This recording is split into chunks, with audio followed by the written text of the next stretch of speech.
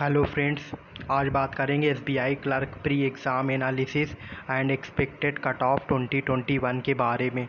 तो जैसा कि आप सब जानते हैं कि एसबीआई क्लर्क प्री का एग्ज़ाम आज से 13 डेट तक कंडक्ट किया जा रहा है, जिसमें से एवरी डे 4 शिफ्ट होनी है। तो आज मैं फ़र्स्ट शिफ्ट के बारे में एनालिसिस करूंगा और ओवरऑल 4 शिफ्टों का एनालिसिस करूंगा कि इसमें एक्सपेक्टेड कट ऑफ कितनी जा सकती है स्टेट वाइज। तो चलिए बात करते हैं। तो सबसे पहले बात करते हैं पेपर के लेवल की। तो जो ओवरऑल पेपर का लेवल था वो इजी टू मॉडरेट था, यानी कि अगर किसी ने 10 से लेकर 15 मॉक भी दिए हैं और अच्छे से प्रिपरेशन की है तो उसके डेफिनेटली 70+ अटेम्प्ट होंगे। अगर 70+ अटेम्प्ट हैं तो आपकी जो एक्यूरेसी है वो 90% से 95% तक होनी चाहिए। तो सबसे पहले बात करते हैं इंग्लिश सेक्शन की। तो जो इंग्लिश सेक्शन था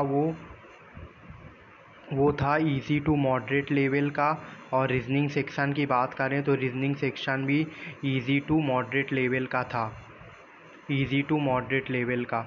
और अब क्वांटिटेटिव एप्टीट्यूड की बात करें तो इसमें लोगों का जो व्यू है वो मिसलेनियस है। कुछ लोग इसको मॉडरेट बोल रहे हैं तो कुछ लोग इसको इजी टू मॉडरेट बोल रहे हैं।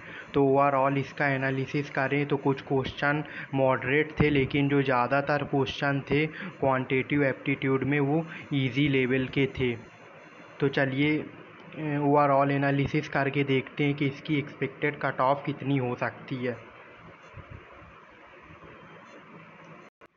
सबसे पहले इंग्लिश में बात करूँ तो इंग्लिश में क्या था, एक आरसी था जिसके ऊपर 7 क्वेश्चंस पूछे गए थे, जो कि एक इजी लेवल का था।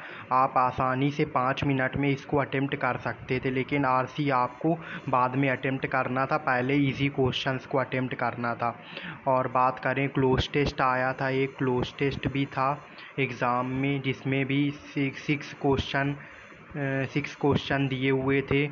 5 क्वेश्चन एरर डिटेक्शन के थे और 5 क्वेश्चन वर्ड रिप्लेसमेंट के भी थे, 5 क्वेश्चन वर्ड रिप्लेसमेंट के थे, और बाकी कुछ क्वेश्चन मिसलेनियस टॉपिक्स से थे जिनको आप आसानी से अटेम्प्ट कर सकते थे। अब बात करें रीजनिंग की बात करें तो एक सर्कुलर अरेंजमेंट था जिसमें 8 पर्सन इनसाइड देख रहे थे और इसमें 5 क्वेश्चंस दिए हुए थे, और एक बॉक्स बेस्ड अरेंजमेंट था जिसमें 5 क्वेश्चन थे इजी टू मॉडरेट लेवल का। 8 बॉक्स को आपको अरेंज करना था। एक डुअल रो बेस्ड अरेंजमेंट था जिसमें पैरेलल रो थी, और साउथ 5 जो 6 मेंबर थे वो साउथ फेसिंग थे, 6 मेंबर नॉर्थ फेसिंग थे। ये भी आप आसानी से अटेम्प्ट कर सकते थे। और बाकी मैं बात करूँ तो सिलॉक्स के 3 क्वेश्चन थे, इनइक्वालिटी के 4 क्वेश्चन थे, डायरेक्शन के 3 क्वेश्चन थे, ब्लड रिलेशन नहीं आया था, ब्लड रिलेशन इस पेपर में नहीं आया था blood relation.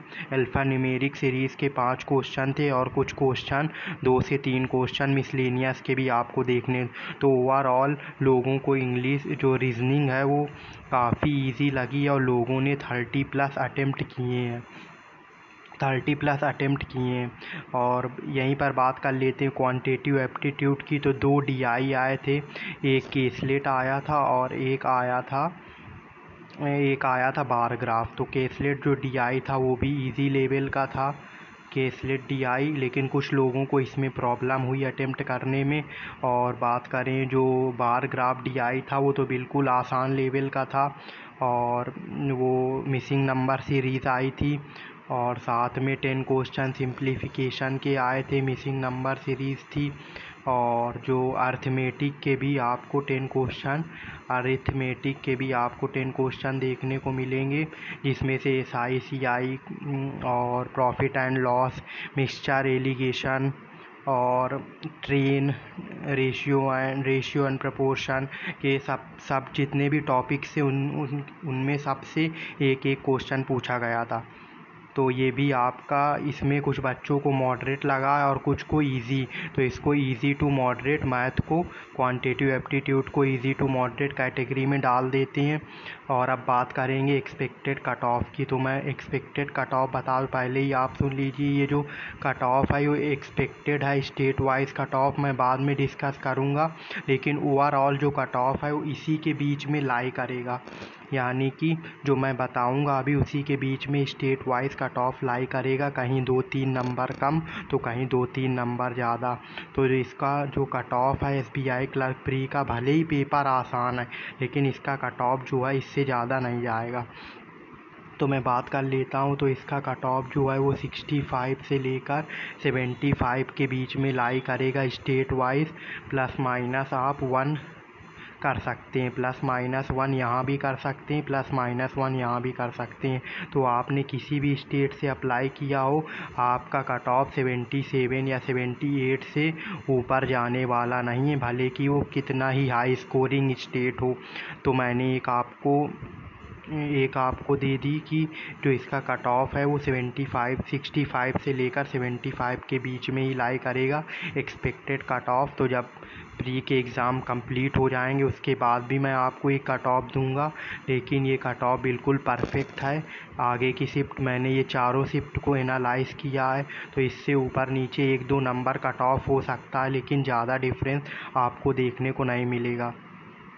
So overall paper की बात करें तो प्री का पेपर है इजी टू मॉडरेट था। कुछ बच्चों ने अच्छे अटेम्प्ट किए हैं, कुछ ने कम अटेम्प्ट किए हैं, लेकिन जो अधिकतर बच्चों ने 70+ अटेम्प्ट किए हैं विद 90% एक्यूरेसी।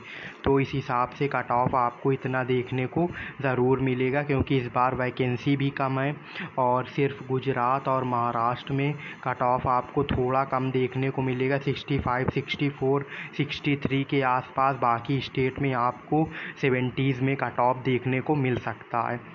तो क्योंकि इस बार वैकेंसी लास्ट ईयर से काफ़ी कम है, तो आपको कट ऑफ में डिफरेंस देखने को ज़रूर मिलेगा।